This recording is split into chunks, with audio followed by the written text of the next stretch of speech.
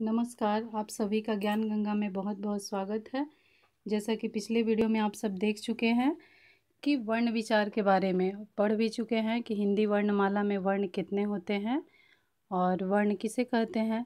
तो आज हम सब शब्द के बारे में पढ़ेंगे कि शब्द जो है, शब्द विचार, शब्द क्या है।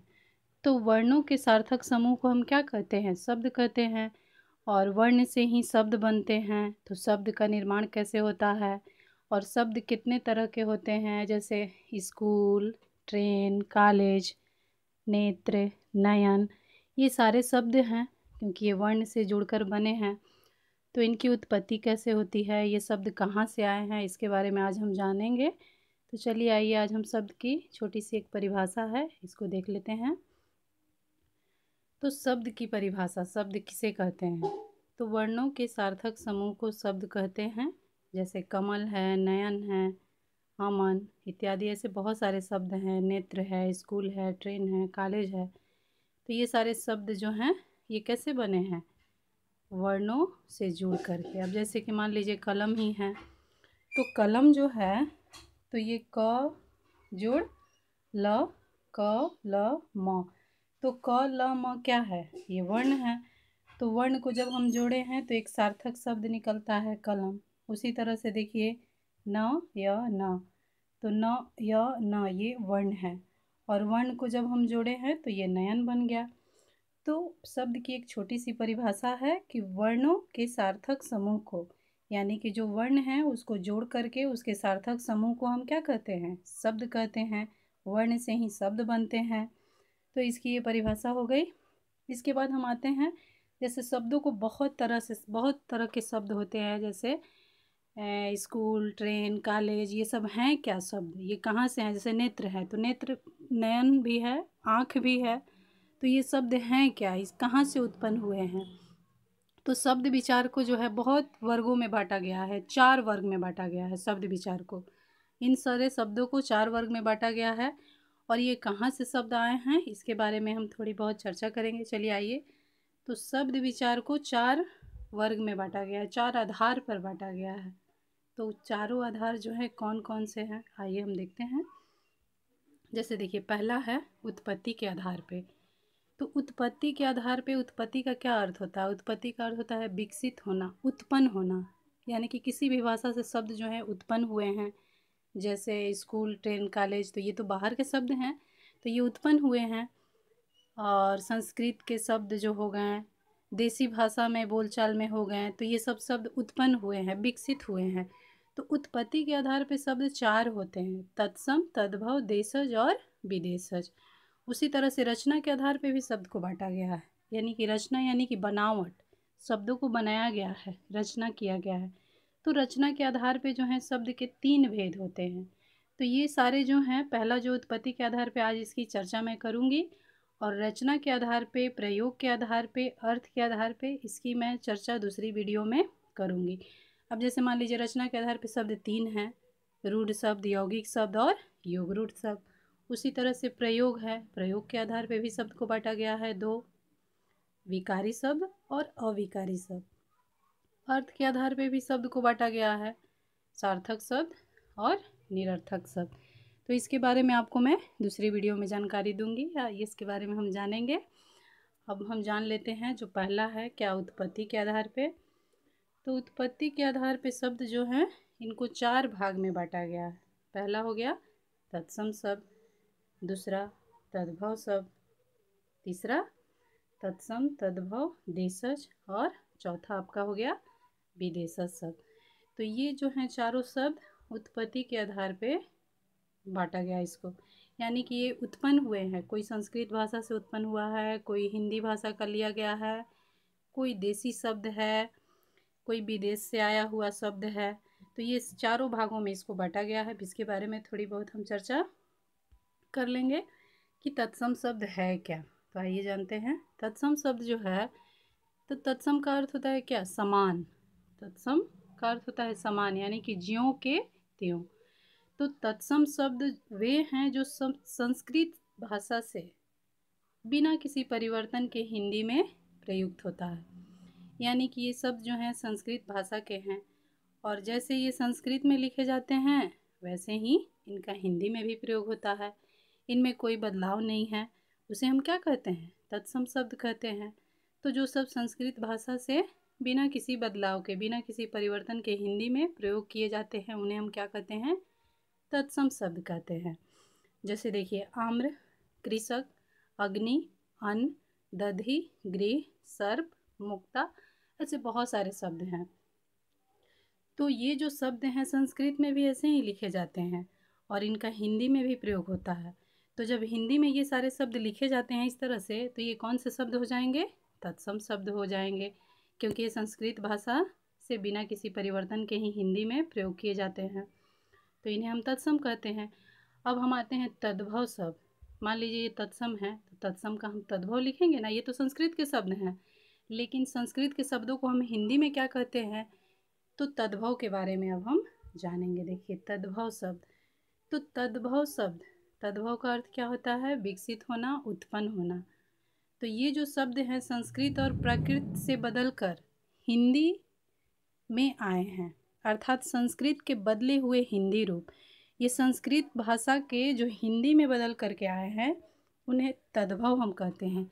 यानी कि जैसे मान लीजिए आम्र है, आप देख चुके हैं ऊपर में, तो आम्र का हम तद्भव क्या लिखेंगे? आम्र का तद्भव लिखेंगे आम। उसी तरह से देखिए, तत्सम शब्द क्या है? ये आपका कृषक है। तो ये तो संस्कृत भाषा का है, लेकिन कृषक का तद्भव क्या हो जाएगा? हिंदी रूप। संस्कृत भाषा का ही हिंदी रूप तद्भव कहलाता है। तो कृषक का तद्भव आपका क्या हो जाएगा? तद्भव ये किसान।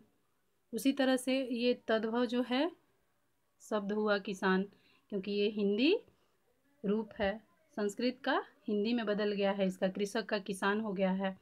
उसी तरह से मान लीजिए शब्द जो है अग्नि, अग्नि तो है संस्कृत का शब्द, तो अग्नि को जब तद्भव में हम बदल के लिखेंगे तो ये आपका आग हो जाएगा।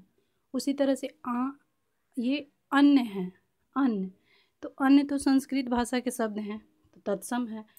तो अन्न का तत्सम जो है इसका तद्भव क्या हो जाएगा? अनाज। उसी तरह से देखिए, दधी है, तो दधी का तद्भव मान लीजिए लिखने के लिए आएगा तो दही हो गया।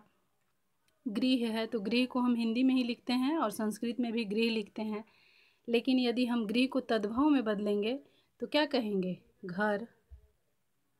तो ये सब जो हैं संस्कृत के बदले हुए हिंदी रूप को हम तद्भव कहते हैं।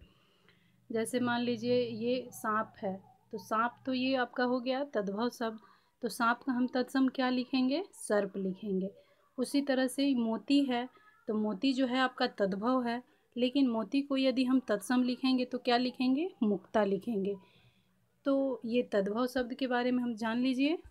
और उसके बाद हम आते हैं देशज शब्द किसे कहते हैं? देशज शब्द का अर्थ होता है देसी शब्द। जैसे क्षेत्रीय भाषा होती है, क्षेत्र विशेष में बोली जाती है, इसका तो उत्पत्ति का कोई पता नहीं चला है, ये स्वयं से उत्पन्न हो गया है। जैसे साधारण जनता के बोलचाल में प्रयोग की जाने वाली भाषा जो होती है वह देशज शब्द कहलाता है, देसी शब्द कहते हैं। जैसे मान लीजिए कि खटिया, लोटा, गमछा, पगड़ी, डिबिया, डोंगा, कटोरा, चारपाई, तो ये सब क्या है? एक क्षेत्र विशेष से जुड़े हुए हैं। बोलचाल में साधारण जनता प्रयोग करते हैं अपने भाषा को, तो ये आपका देशज शब्द हो गए। तो देशज शब्द किसे कहते हैं? तो आप इसका परिभाषा लिख सकते हैं कि साधारण जनता के बोलचाल में प्रयोग की जाने वाली भाषा को हम क्या कहते हैं?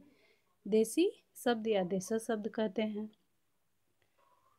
तो ये शब्द अपने आप उत्पन्न हुए हैं, क्षेत्र विशेष से जुड़े हुए हैं। उसके बाद हम आते हैं विदेशज शब्द। तो विदेशज शब्द जो है इसे हम क्या कहते हैं? विदेशज मतलब विदेश से आया हुआ है। अब विदेश तो बहुत सारे हैं, विदेश से बहुत सारी भाषाएं हैं, उर्दू, फारसी, तुर्की, अंग्रेजी। तो विदेशज शब्द किसे कहते हैं? तो विदेशज शब्द को हम आगत शब्द भी कहते हैं।